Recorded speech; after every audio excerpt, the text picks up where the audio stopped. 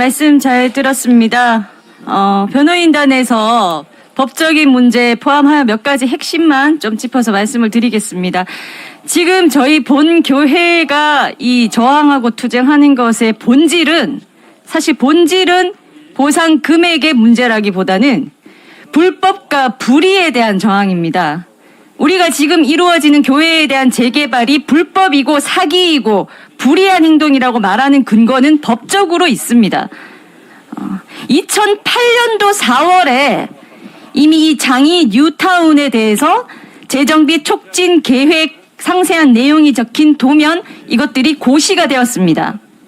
그때 아까 말씀드린 바와 같이 종교시설인 본 교회 구역은 10-2로 해서 따로 빠져 있었습니다. 그리고 종교시설이라는 특징 때문에 이 10-2 종교시설로 따로 빠진 이 구역에 대해서는 또다시 특별한 진행하기 위한 위원회 구성이라든지 등등의 절차까지 마련이 되어 있었습니다. 그런데 이와 같은 내용들을 다 속이고 무작정 동의해 주세요 하고 다 깨끗이 잘 지워드리겠습니다 라고 속이며 와서 목사님께서 이 인간적으로 순수하시다 보니 신뢰를 하고 믿고 진행해 왔더니 완전히 다른 얘기를 하면서 결국 교회를 완전히 파괴하고 몇 푼 되지도 않는 돈을 받고 나가라고 지금 진행이 되고 있는 것입니다. 그래서 2008년도에 이미 구체적으로 이 교회를 10-2로 빼서 별도의 절차를 가지고 진행하도록 되어 있었던 그와 같은 부분에 대한 절차가 단 하나도 진행되지 않았고 일반 아파트를 분양하는 것의 절차에다가 우리 교회를 갖다 대면서 그 아파트 분양받는데 신청 왜 안 했냐는 황당한 주장을 하면서 지금 여기까지 흘러오게 되었습니다. 이 부분에 대해서는 지금 항소심에서 계속 다투어지고 있고 이번 항소심에서 이와 같은 새로운 사실들, 이 지금 진행하는 이 재개발 사업 자체의 근본적인 하자가 다루어지고 있습니다. 그 2008년도에 이미 이렇게 따로 고시가 된 내용에 근거해서 2009년도에는 좀 더 디테일하게 종교시설을 어떻게 다루어야 하는지에 대한 방안까지 서울시가 내놓았습니다. 그것이 지금 나눠드렸습니다만 이렇게 있습니다. 그 핵심 내용은 보면 종교시설은 우선적으로 존치가 되도록 검토해야 한다입니다. 존치가 되는 대상은 종교단체가 토지 및 건물을 소유하고 정상적인 종교활동을 수행 중인 곳입니다. 바로 본 교회입니다. 본 교회는 토지와 건물을 소유하고 정상적인 종교활동을 하는 교회일 뿐만 아니라 이 장이동 일대 또한 전국적인 성도가 있는 교회이기 때문에 100%, 300% 존치 대상 교회입니다.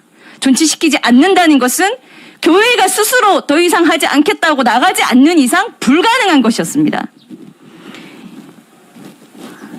이와 같은 내용들이 있고 또 이것에 대해서는 철저히 이 정비 계획에 대해서 진행할 때 이 지침에 준하여 모든 대책과 절차를 하도록 이 곳에 되어 있습니다.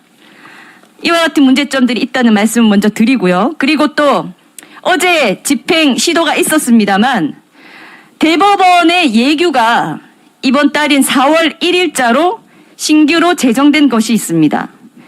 이 부동산 등의 집행에 대한 대법원의 고려가 있었던 겁니다. 집행관이 집행을 할 경우에는 인도 집행을 하기 위해 필요한 모든 사항을 사전에 현장 조사를 하여야 한다라고 의무를 주고 있고요. 또 대상이 되는 사람들의 인권을 존중하여야 하고 아동, 노약자 등의 인도 집행에 인권 침해가 없도록 세심한 배려를 하여야 함. 이 세심한 배려를 하여야 함 이런 내용은 제가 말씀드리는 게 아니라 나눠드린 것에 그대로 있습니다. 노약자 등의 안전 인권에 대한 위해 요소를 충분히 배려하고 그 침해가 최소화되도록 노력하여야 함. 이와 같은 것이 현재 이 부동산과 관련된 인도 집행에 법원 집행관이 준수하도록 만든 대법원의 예규입니다. 4월 1일부터 시행되고 있습니다. 앞으로도 이 코로나 가지고 지금 아직도 5인 집합도 못한다라고 하는 상황에서 사랑제일교회를 무너뜨리는 것이 얼마나 시급하고 급한 일이길래 이런 상황에서 용역과 경찰 등등을 포함하여 500명, 800명 이렇게 다다닥 붙어서 오도록 하면서 집행을 하는 것 자체가 저희는 무리하고 맞지 않은 집행 허가라고 봅니다. 그러나 또다시 법원에서도 저희가 요청하는 것은 집행 허가를 하게 될 경우에 집행관이 철저히 사전, 중간 모두 지켜야 할 것들에 대해서 이 법원에서도 특별히 감시하고 준수하도록 노력을 해 주셨으면 하는 말씀을 드립니다. 그리고 아까 서울시 얘기가 나왔는데요. 방금 말씀드린 바와 같은 재정비 촉진 계획과 그에 따른 세심한 처리 방안은 모두 서울시가 만든 것입니다. 따라서 지금 서울시장이 누구이건 상관없이 저희는 현직 서울시장에게 이와 같이 뻔히 서울시에서도 종교의 자유를 존중하고 종교 시설을 존중하는 의미에서 세심한 처리 방안까지 마련한 것에 대해 정반대로 가고 있는 이와 같은 장이 19역 재개발 조합의 행태에 대해서는 저희가 강력히 호소를 하고 문건을 접수하여 전면 재검토하시고 감시하여 줄 것을 촉구할 계획입니다. 마지막으로 말씀을 드리면 아까 목사님께서 말씀하신 것처럼 교회는 일반 영업 상가 시설이 아닙니다. 사적 재산도 아닙니다. 특히 지금 사랑제일교회나 전광 목사님은 아시는 바와 같이 전국적 관심을 받고 있습니다. 그런 이유로 지금 모든 우리 교회의 내용들과 이런 것들을 알고 있는 전국의 모든 교회, 모든 목회자님들, 그리고 모든 성도님들께도 저희 뜻을 한번 호소드리고자 합니다.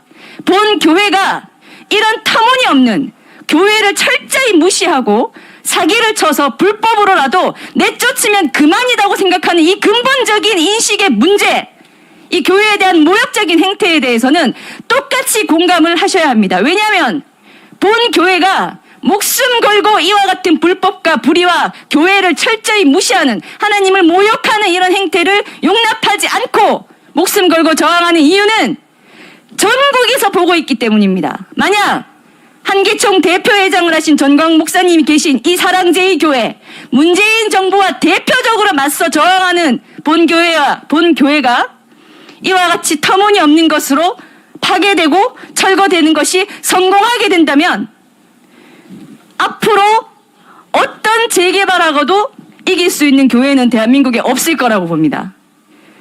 이 선례가 굉장히 중요한 것입니다.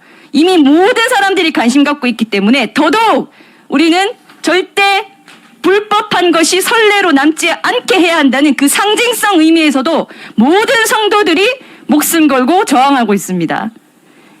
이와 같이 절대 물러설 수 없는 근본적인 이유에 대해서 잘 좀 양해를 해 주시고 적극적으로 마음적으로라도 응원하여 주시기 바랍니다. 이것이 본교회 하나의 문제가 아니라는 것을 다시 한번 말씀드립니다.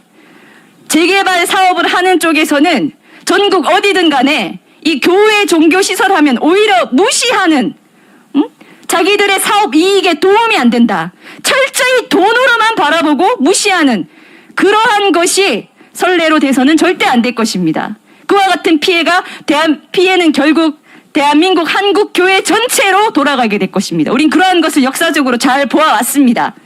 반드시 막아낼 것이며 본교회의 주장이 가장 적절하고 합당하며 애초에 나와 있는 이 법적 근거에도 부합하는 것임을 다시 한번 말씀을 드리고자 합니다.